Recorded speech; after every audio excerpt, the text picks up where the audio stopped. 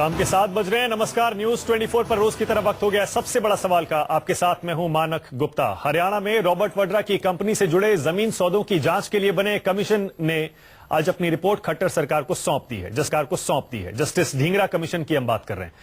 Justice Dhingra ने साफ साफ कहा है कि गड़बड़ी तो हुई है, इसीलिए 182 पन्नों की रिपोर्ट दी है। जस्टिस ढींगरा बोले, रिपोर्ट में गड़बड़ियों के लिए सरकार से जुड़े लोगों को भी दोषी पाया गया है और प्राइवेट लोगों को भी, और अब आगे की कार्रवाई सरकार को करनी है। रिपोर्ट आते ही कांग्रेस भी खुलकर मैदान में आ गई और इसे बदनाम करने की साजिश बताते हुए उल्टे बीजेपी को ही कटघरे में खड़ा कर दिया। जांच कमीशन पर सवाल उठाते हुए कांग्रेस ने सीधे आरोप लगाया कि बीजेपी सिर्फ बदले की कार्रवाई कर रही है। हमारा आज का सबसे बड़ा सवाल यही है, वाड्रा जमीन सौदे की जांच पर ढींगरा रिपोर्ट ने क्या कांग्रेस को फंसा दिया है, और क्या बीजेपी के इशारे पर गांधी परिवार को बदनाम किया जा रहा है, जैसा कांग्रेस आरोप लगा रही है। इसी पर बहस होगी, लेकिन पहले जरा देखिए कैसे जस्टिस ढींगरा की रिपोर्ट आते ही शुरू हो गया सियासी घमासान। तो आज का सबसे बड़ा सवाल फिर से बता दूं, क्या वाड्रा जमीन सौदे की जांच पर ढींगरा रिपोर्ट ने कांग्रेस को फंसा दिया है, और क्या बीजेपी के इशारे पर, जैसा कांग्रेस आरोप लगा रही है, गांधी परिवार को बदनाम किया जा रहा है। इसी पर बहस करने के लिए मेरे साथ बीजेपी से अरुण सांगवान जुड़ रहे हैं, जो कि इस मामले को अच्छी तरह से समझते हैं। कांग्रेस की तरफ से आलोक शर्मा है, और यहां स्टूडियो में Vinod Sharma, senior journalist, political commentator. अक्सर हमारे स्टूडियो में विनोद शर्मा को आप देखते हैं। स्वागत है आप सबका। पहला सवाल आपसे अरुण सांगवान, इस रिपोर्ट में क्या साबित होता है और आगे की कार्रवाई कब से शुरू होने वाली है? अरुण। देखिए मानक जी, अभी तो रिपोर्ट आई है, किसी ने पढ़ी नहीं है, सरकार उसको अध्ययन करेगी। लेकिन जो चीज पब्लिक में ऑलरेडी आ चुकी है कि एक आदमी के पास एक कंपनी थी, स्काईलाइट हॉस्पिटैलिटी, 1 लाख रुपए की उसकी कंपनी थी। उस आदमी ने 7 करोड़ के आसपास की जमीन खरीदी, वो पैसे भी उसने नहीं दिए। उसके बाद उसको लाइसेंस देने के लिए सरकार ने सारे ही कानून की धज्जियां उड़ाई। अब ये सारी चीजें पब्लिक में ऑलरेडी आ चुकी थी, तो ये बार बार भूपेंद्र सिंह हुड्डा भी ये कहते थे, उन्होंने विधानसभा में भी कहा। अब जो सुरजेवाला जी कह रहे हो तो झूठ बोल रहे हैं। खुद भूपेंद्र सिंह हुड्डा ने कहा कि अगर कुछ गलत है तो आप जांच करवाइए। हमने ढींगरा आयोग का गठन किया। अब ढींगरा जी ने आज अपनी रिपोर्ट दे दी है। जब ये पिटारा खुलेगा तो देखते हैं किस किस की गर्दन इसमें फंसती है। नहीं, मुझे लगा कि शायद आपको ऐसी कोई जानकारी होगी जो मीडिया को नहीं मिली है अभी तक। रिपोर्ट में क्या है, कुछ तो बता दीजिए अरुण जी, आपको मालूम होगा। नहीं मानक जी, मुझे रिपोर्ट का नहीं मालूम, लेकिन ये सारी चीजें, क्योंकि ऑलरेडी फाइल के ऊपर जब हमने इसका गठन किया था तो हमने ये कहा था कि भाई किस किस चीज की जांच। अच्छा, कार्रवाई कब तक हो जाएगी ये तो बताइए। अब तो रिपोर्ट आ गई हाथ में। वो मेन यही था। देखिए, ये तो सीएम साहब ने इसका अध्ययन करवाएंगे। अगले हमारे लीगल जो एक्सपर्ट हैं वो हफ्ते 10 दिन में इसका अध्ययन करेंगे, और जो नेक्स्ट स्टेप होगा वो आपको बताया जाएगा। मानक जी, कांग्रेस तो कह रही है बदनाम करने की साजिश है, गांधी परिवार को आप जानबूझ के फंसा रहे हैं, बीजेपी का पूरा षड्यंत्र है। इस पर भी एक छोटा सा जवाब। कांग्रेस ने तो खुद कहा था कि जांच करवाई जाएगी, तो सुरजेवाला जी अपनी बातों से अब पलटने लग गए हैं जब जांच की रिपोर्ट आ गई है। अदरवाइज तो भूपेंद्र सिंह हुड्डा ने विधानसभा में कहा है कि आप जांच करवाइए। आलोक जी, अब जांच आ गई है। आलोक जी चीख कर आप लोग चुनौती दे रहे थे, ये तो वो बता सकते हैं। ठीक है, आलोक जी चुनौती दे रहे थे ना, आप जांच करवाइए। अब जांच हो गई, आप कह रहे हैं ये फेयर नहीं हुई जांच। मैं समझता हूं कि आज जो बड़बोले प्रवक्ता थे, बीजेपी के राष्ट्रीय प्रवक्ता, जिन्होंने एक पुस्तक दामाद श्री निकाली थी, उनमें से कोई सामने बैठा होता तो जवाब लेता मैं उनसे। आज पूरी बीजेपी को देश से माफी मांगनी चाहिए। आज जिस तरह से हुड्डा जी की बात कर रहे हैं कि जांच करानी चाहिए, हम आज भी स्टैंड करते हैं कि जांच कराई जानी चाहिए। आप कह रहे हैं, मैं वही कह रहा हूं ना सर, उसको अगर अभी तक उसके अंदर कुछ होता तो खट्टर साहब 4 बार क्या 40 बार अभी तक उसको पब्लिसाइज कर देते। तो कर तो दिया। जस्टिस ढींगरा कह रहे हैं गड़बड़ी तो हुई है। अरे साहब, जस्टिस ढींगरा जो कह रहे हैं वो पूरी तरह से तमाम तथ्यों के ऊपर गलत बात कह रहे हैं। जो 1952 का कमीशन ऑफ इंक्वायरीज एक्ट है उसका पूरी तरह से उल्लंघन कर रहे हैं। वो इतनी लंबा समय आपने लिया। गंभीर आरोप कैसे लगा देते हैं कि ये जस्टिस ढींगरा कमीशन का गठन ही बदनाम करने के लिए गांधी परिवार को किया गया? उसके 4 कारण बताता हूं। सबसे पहला कारण, जो जस्टिस अपने आप को कहता हो, एक तरफ वो लाइसेंसिंग की इंक्वायरी कर रहा है, एक तरफ फ्री में जमीन गिफ्ट में ले रहा है, दूसरी तरफ वो तमाम सरकार के कायदे कानून तोड़कर 11 फुट की सड़क को 1 करोड़ रुपए लगवाकर अपने कंक्रीट के बनवा रहा है। गोपाल सिंह जो ट्रस्ट है, गोपाल सिंह चैरिटेबल ट्रस्ट, उसके वो अध्यक्ष है, नीति बाग में वो रजिस्टर्ड है। तो ऐसा व्यक्ति जो स्वयं कटघरे में खड़ा हो तमाम चीजों पर, वो पूरी तरह से बीजेपी की कठपुतली के तौर पर काम कर रहा है। इन्होंने अभी कहा कि उसके अंदर गड़बड़ पाई गई लाइसेंसिंग में। ये हरियाणा सरकार का आरटीआई का जवाब है कंट्री ऑफ टाउन प्लानिंग का कि लाइसेंसिंग पॉलिसी में कोई गड़बड़ नहीं हुई है। यही कारण है बीजेपी के तमाम राष्ट्रीय नहीं, ये तो जांच से पहले का है ना। नहीं 2015 का है। हाँ, लेकिन जांच तो उसके बाद शुरू हुई है ना आलोक जी, रिपोर्ट आ जाएगी। मैं वही कह रहा हूं साहब, क्या रूल्स रेगुलेशन चेंज हो गए? रूल रेगुलेशन जो भी लाइसेंसिंग के चेंज हुए हैं वो एफएसआई के और ज्यादा इन्होंने ढीले कर दिए हैं। दूसरी बात, 14 लोगों को लाइसेंस दिया था, आज तक कैंसिल क्यों नहीं किया गया? भाई हरियाणा की सरकार क्या, पर आज तो रिपोर्ट आई है ना आलोक जी। अरे भाई आज रिपोर्ट आई है, कह रहे हैं आप करेंगे आगे कार्रवाई। मैं कह रहा हूं उससे पहले आपने कम से कम म्यूटेशन तो कैंसिल कर देते। टीवी चैनल पर वो तो खेमका जी कर चुके हैं कैंसिल। नहीं है सर, वो पूरी तरह से रीइंस्टेट हो चुकी है पूरी तरह से। आप देखिए ना, उसके बाद उसको क्यों नहीं कैंसिल किया? क्या हरियाणा की सरकार नपुंसक है क्या? एक वो अनिल विज साहब हैं जो हरियाणा के आजम खां कहे जाते हैं, जो मर्जी बोल के चले जाते हैं। वो मैं जानना चाहता हूं, आप लोग मुझे केवल 3-4 चीजों का जवाब दे दीजिए। कंपनीज जो कमीशन ऑफ इंक्वायरीज एक्ट 1952 है। अच्छा, आपने अभी जो मोटी चुनौती दी है, मैं अरुण जी से एक छोटा सा जवाब ले लेता हूं। अरुण जी, सीधे चुनौती स्वीकार करिए, कहिए कि लैंड डील भी कैंसिल होगी, कानूनी कार्रवाई भी होगी। नेशनल टीवी पर आप हैं, पूरा देश आपको देख रहा है। अरुण जी। बिल्कुल मानक जी, जो सरकार ने वादा किया था, अगर रिपोर्ट के अंदर जो तथ्य आएंगे, किसी की शक्ल देख के उसको बख्शा नहीं जाएगा। नहीं, बात शक्ल की नहीं है, बिल्कुल स्पष्ट है। आप मुझे केवल ये बता दीजिए, आपने किस आधार पर कहा कि वो जमीन के पैसे नहीं दिए गए? आप बताइए जरा, कहाँ है तथ्य आपके पास? पैसे उनके पास थे ही नहीं। अरे भाई, बिल्कुल आप लोगों को पता है दूसरे के किसके घर में क्या है और क्या नहीं है। 11.41 करोड़ रुपीस के ऊपर खर्चा आया है, बाद में तमाम खर्चे लगाकर 24 करोड़ का हुआ है वो सौदा। आप लोगों को कुछ पता नहीं है तथ्यों का।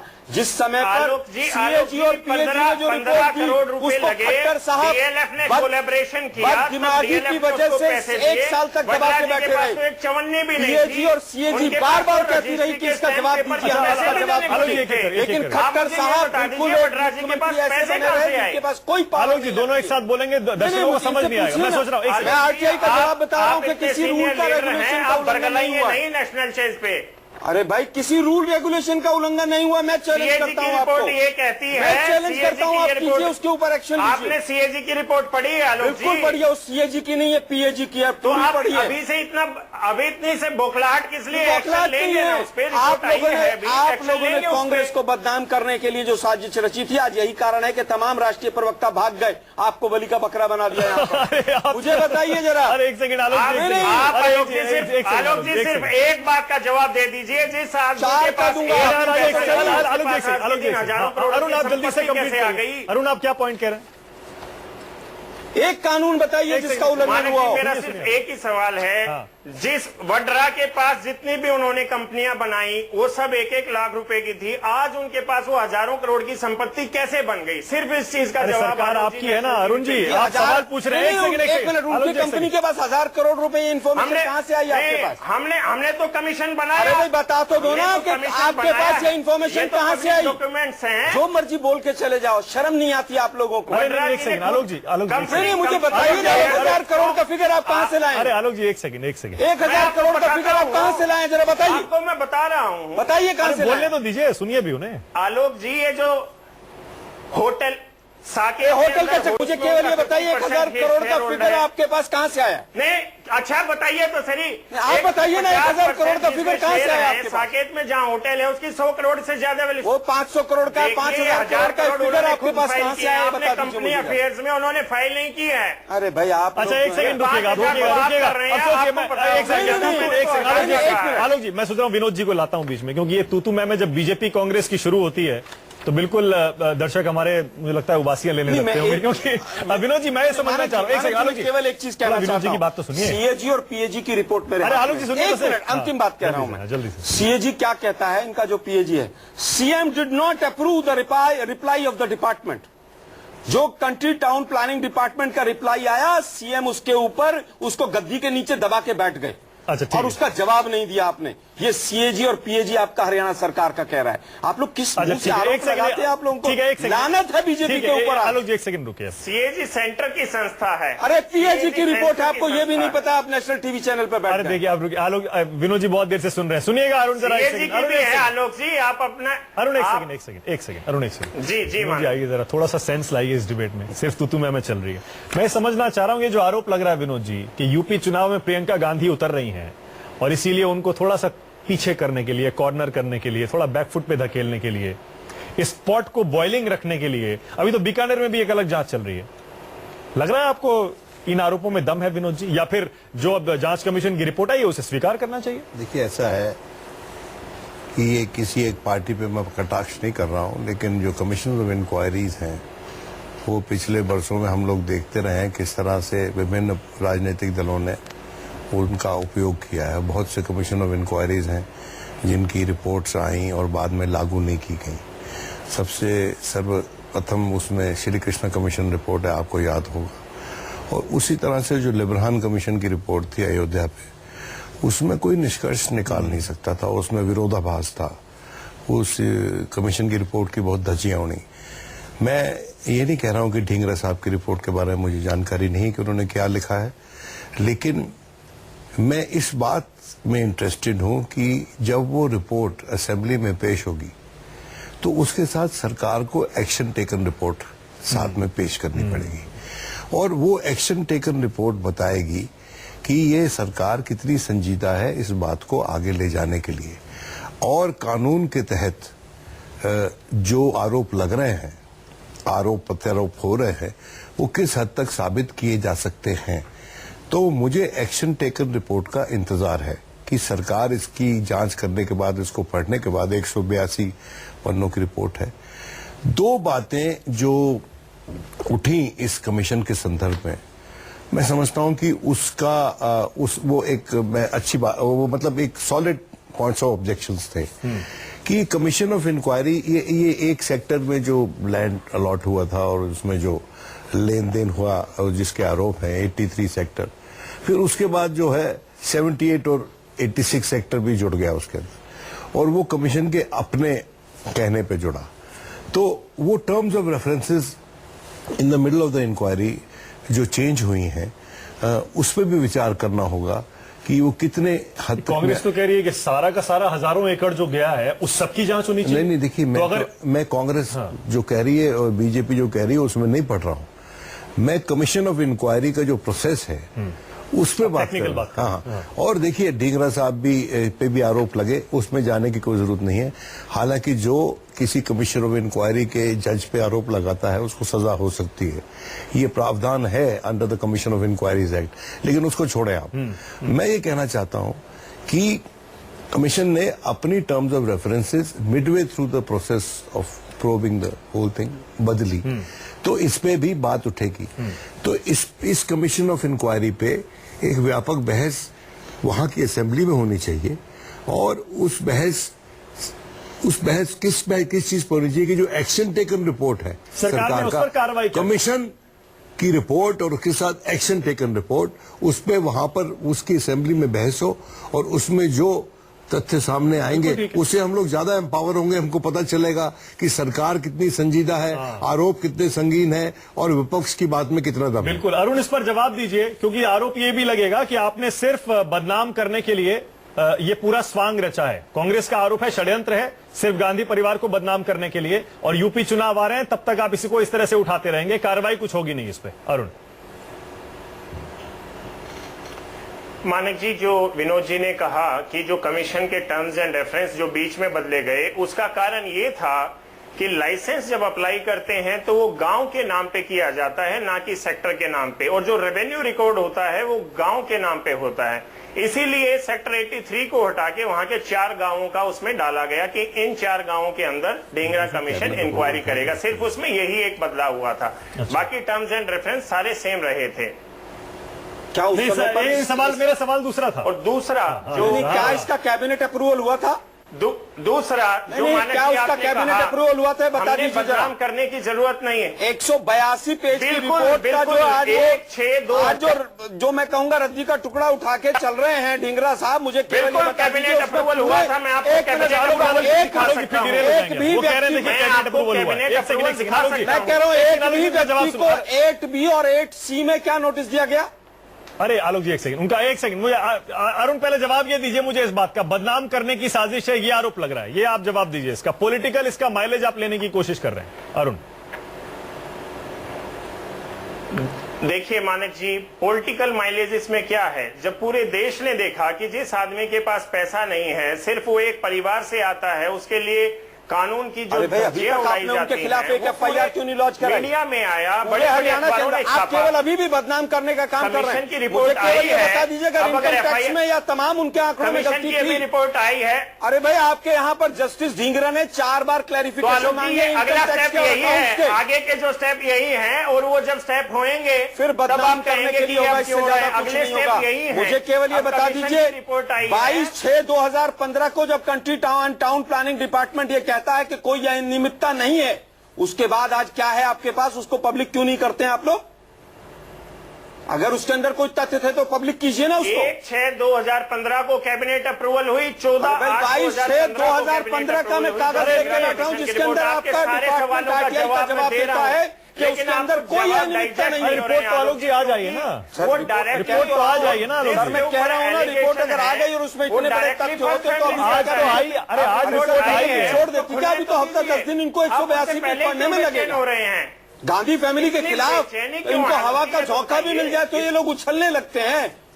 क्यों नहीं करते पब्लिक? उसको आज ही कीजिए ना, पब्लिक डोमेन में लाइए। ये क्या प्रॉब्लम ये है? सिर्फ एक केस के लिए नहीं है, बाकी और भी केसेस हैं इसके अंदर, सिर्फ एक अरे केस भाई, एक नहीं है, 50 है, लाइए ना, कौन मना कर रहा है? ओंकारेश्वर मतलब में एक होता तो ले आते, 50 है तो इसमें नहीं आएगा लाएंगे। आएगा। अब सबर तो रखिए, सबर तो रखिए। अरे भाई, जल्दी उसके अंदर किस लिए बताइए आपको? तो सही। आप जल्दी भेजना चाहते हैं क्या मैं उनको जेल समझता हूं में? पूरी तरह से बीजेपी सब बताएंगे, पब्लिक में आएगा सब कुछ। आलोक जी, हरियाणा सब अच्छा कुछ public में अच्छा, एक आएगा। सेकंड, मुझे लगता है पूरी देखिए आज फिर अंदर कुछ भी नहीं अच्छा चला। फिर देखिए तू मैं शुरू हो गई, हमारे दर्शक भी सोच रहे होंगे इससे निकलेगा क्या, जरा ये भी बताइए। तो विनोद जी जरा ये बताइए, इससे पॉलिटिकल माइलेज निकलेगा क्या इससे?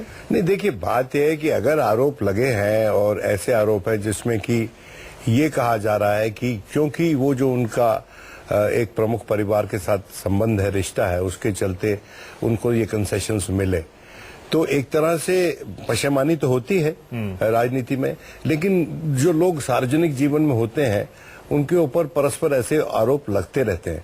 क्वेश्चन और ये हिंदुस्तान में तो बहुत पुरानी क्वेश्चन ये है कि ये आरोप जो है ये परवान चढ़ेंगे कि नहीं। देखिए असली बात क्या है, अब कुछ खबरें आई बिफोर मैं स्टूडियो में सर करप्शन के तो हिंदुस्तान में गिने चुने होंगे ऐसे आरोप विनोद जी जो कि परवान चढ़े होंगे, जिन पर सजा होती है। विनोद साहब बड़े मैं ये मैं बात कहना चाहूंगा कि इसमें कोई 1 इंच भी जमीन सरकार की तरफ से अलॉटमेंट नहीं, देखिए मेरी बात सुनिए, 1 भी इंच का अलॉटमेंट नहीं है। अगर है तो बीजेपी के प्रवक्ता बताएं। उसमें देखिए मेरी बात सुनिए, उसमें जो मेरी लिमिटेड जानकारी है इसके बारे में, ये बात सच है कि उसमें जो लैंड यूज का चेंज ऑफ लैंड यूज तो मसला है उसमें। देखिए मैं उसका उत्तर दूंगा। नहीं, आप प्रश्न कर लीजिए। हाँ, मैं प्रश्न नहीं कर रहा हूं, मैं कह रहा हूं। देखिए मैं ये कह रहा हूं कि चेंज ऑफ लैंड यूज की बात है उसमें ये बात भी है, चूंकि सरकार उस पार्टी की थी कि वो चेंज ऑफ लैंड यूज आसानी से हो गया।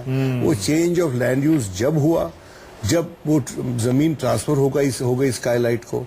अच्छा, दूसरी बात यह है बाय डीएलएफ, तो डीएलएफ के लोग हैं इसमें, लेकिन डीएलएफ की तरफ से अभी तक कोई आरोप नहीं है, कोई एफआईआर या कोई क्रिमिनल कंप्लेंट नहीं है। तो ये भी कहा जाता है कि it is a transaction between 2 political party, 2 private party. लेकिन चेंज ऑफ लैंड यूज में सरकार का रोल आता है। अच्छा, वो चेंज ऑफ लैंड यूज को आप क्रिमिनलिटी उसमें एस्टैब्लिश कितना कर सकेंगे, ये देखने वाली बिल्कुल बात है। ये देखना पड़ेगा। मेरे पास टाइम बिल्कुल खत्म हो रहा है, जल्दी से 10 सेकंड दे रहा हूं आलोक जी। इसके अंदर चेंज ऑफ लैंड यूज करने में 3 साल का वक्त लगा है। 2012 के बाद आज वो change of land use exist नहीं करता है। मैं समझता हूं कि जितने आरोप एग्जिस्ट नहीं करता है, मतलब आज वो लाइसेंस कैंसिल है। हाँ, आज वो लाइसेंस नहीं है वहां पर, चलिए। चेंज ऑफ लैंड यूज नहीं है। चलिए, शायद ठीक है। बीजेपी के प्रवक्ता को मुस्कुराते हुए पता नहीं होगा, लेकिन ये भी बता देता हूं कि जिस समय पर हमारी सरकार थी, रॉबर्ट वाड्रा की कंपनी से 4 करोड़ रुपए एक्स्ट्रा वसूल किए थे। ठीक है, आपने आज ठीक है आलोक जी, मेरे कितनी पास कंपनियों से टाइम वसूल बिल्कुल किए? खत्म हो गया है। 10 सेकंड आपको भी दे रहा हूं क्लोजिंग में, बस एक बात कहने के लिए अरुण जी, क्योंकि विनोद जी और आलोक शर्मा बोल रहे हैं। सिर्फ 10 सेकंड अरुण जी। देखिए, ये बता दीजिए, एक्शन अरे उनको बोलने दीजिए, जो बोलने सत्य दीजिए। है वो सामने आएगा और कोई भी नहीं बचेगा।